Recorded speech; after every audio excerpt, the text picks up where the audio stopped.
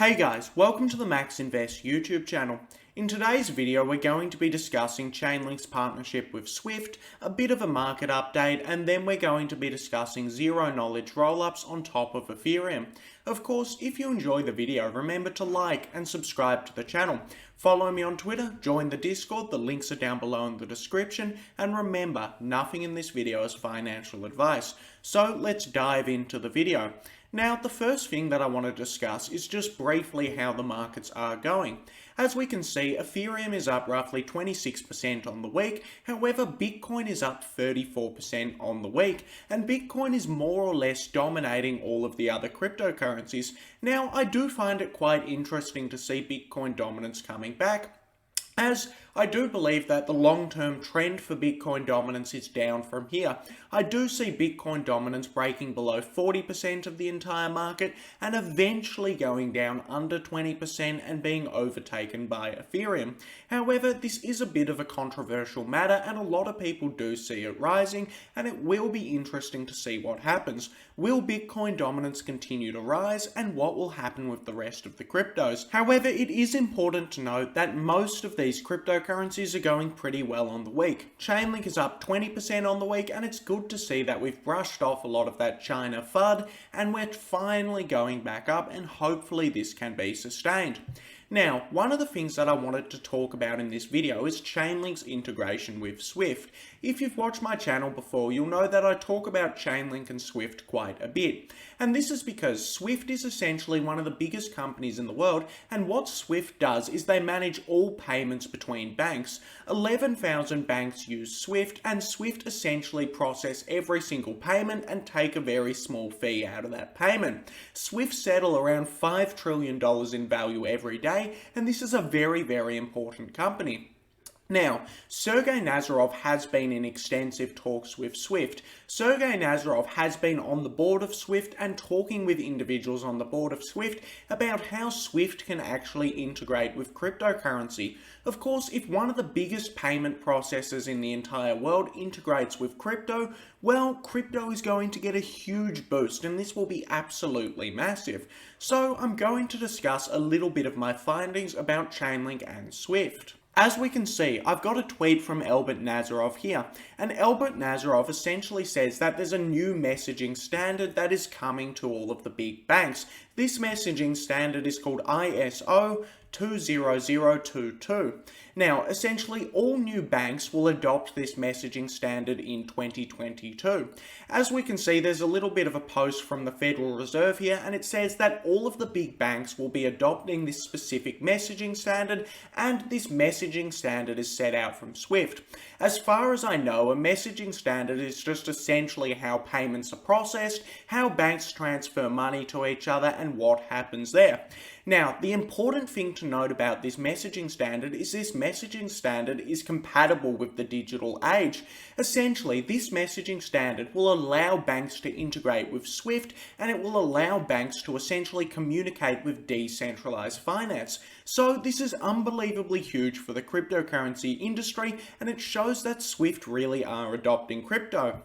As we can see, right here what will happen is there'll be the enterprise stack, which is shown in the bottom right hand corner. Now, this enterprise stack is essentially going to need to go through Chainlink nodes, and these Chainlink nodes will take it to the blockchain. Chainlink is essentially helping enterprises and banks connect with the blockchain.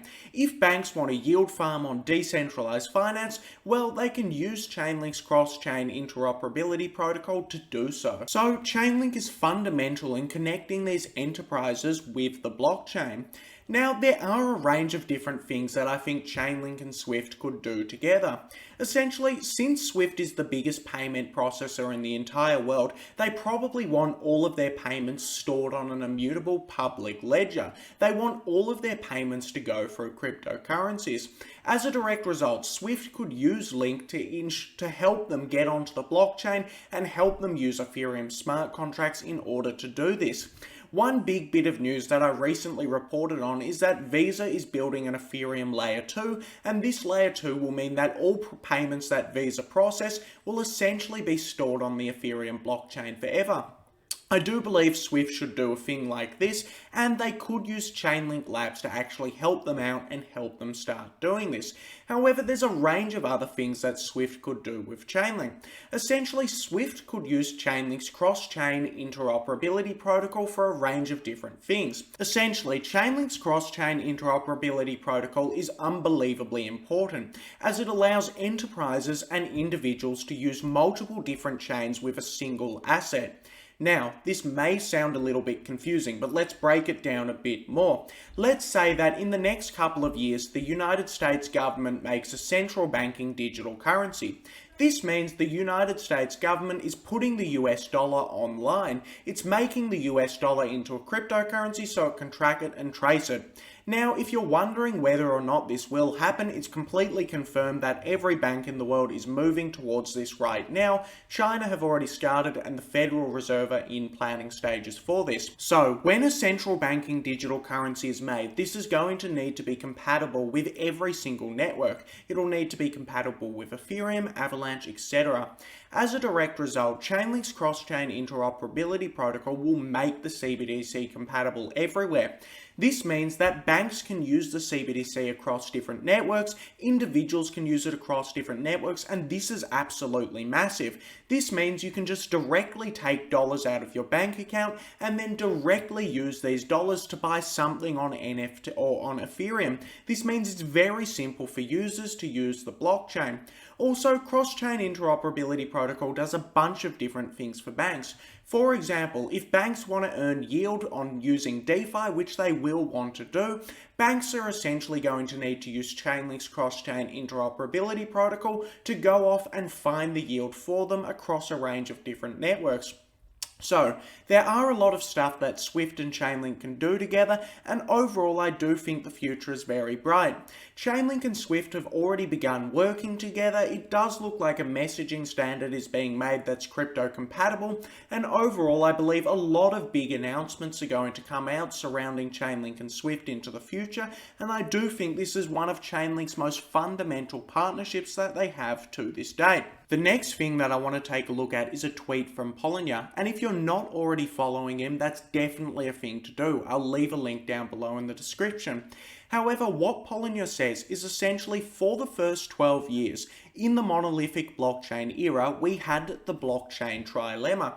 Now, if you don't know what the blockchain trilemma is, essentially it's very difficult for blockchains to achieve security, decentralization and scalability at the same time. This is why a lot of centralized blockchains come out that are highly scalable. However, Polynya then goes on to say, with zero-knowledge proofs and data sharding, we have economies of scale that invert the trilemma. The more decentralized you are, the more scale there is, the cheaper the transactions get. It's a new paradigm. Now, I totally agree with Polynya here, and I think he's really onto something. So let's explain briefly how the trilemma is actually inverted. Essentially, a decentralized network has a lot of different validators on it. This means there's hundreds of thousands of people validating the network all around the world. Now, when there's heaps and heaps of validators on the network, this means that you can implement sharding. The more validators you have, the more data shards there can be. Ethereum is implementing data sharding with its huge amount of validators. As a direct result, the more shards that you implement, the more data availability that there actually is on the chain. Now, the more data availability that there is on the chain, the more rollups can actually post their proofs onto the chain and post their data onto the chain. So, essentially, when you have a huge blockchain that's very decentralized and a blockchain that is completely sharded, you have a lot of space for rollups to post their call data onto, and this basically means that the blockchain can become very, very scalable on the second layer. This is, of course, what Ethereum is going for. They're going for a rollup-centric roadmap where all of these different rollups are scaling on top of Ethereum. Now, overall, I think that this is going to be very, very good for the Ethereum ecosystem. I think that in the next couple of years, Ethereum will scale up hugely using layer 2s, and I think this is very cool. Therefore, I do believe that rollups and data sharding are the only way to scale for some of these bigger blockchains. Of course, no other blockchains are actually taking up a rollup based approach except for Ethereum and Tezos. Now, Tezos has barely any use and not many people know about Tezos, so in my opinion, Ethereum is the only legitimate blockchain that is following the correct approach to scaling. Now, Polynia has done some writing about how some of these bigger layer 1 blockchains can actually become rollups on top of Ethereum, and I do believe that if blockchains like Solana and Avalanche want to survive, well then they're going to need to become an Ethereum based blockchain. And as you can see, the CEO of Solana Labs actually suggested becoming a rollup on the Ethereum network. As we can see in this quote here, the Solana CEO essentially said that Solana isn't competing with Ethereum. He then went on to say that Solana could essentially leverage Ethereum's decentralization and security by posting fraud proofs to the Ethereum main chain. Now, he didn't mention the word rollup, however, what he described is literally a rollup on top of Ethereum. If this happened, I would probably invest a lot more into Solana, and I would think this is really, really cool. What this would mean is that Solana wouldn't need to pay for consensus. Essentially, Solana would inherit Ethereum's much better consensus, and Ethereum's consensus is objectively much better than Solana. However, Solana would then go on to keep all of their sequences, and their scalability would remain the same, which would be great for the network. Now, a lot of people will argue, well, this isn't that ambitious of Solana. Why would it want to become a layer 2 on Ethereum? However, I would push back, and I would say that layer 2s on the Ethereum network could easily achieve a multi-trillion-dollar market cap. I could see Solana going above $1 trillion in market cap if it became a layer 2 on Ethereum. However, if Solana doesn't choose to become a layer 2 on Ethereum, I think the most likely market capitalization for it in the long term is $0. I really do believe the network will no longer exist unless it adapts, becomes a layer 2, and really pushes its scalability whilst maintaining decentralization. So I am hoping that this is the end goal for Solana and a lot of other networks. I did already do a little bit of a video on this, and you can check that out if you want to. Anyway, that brings us to the end of the video. If you enjoyed the video, remember to like and subscribe to the channel.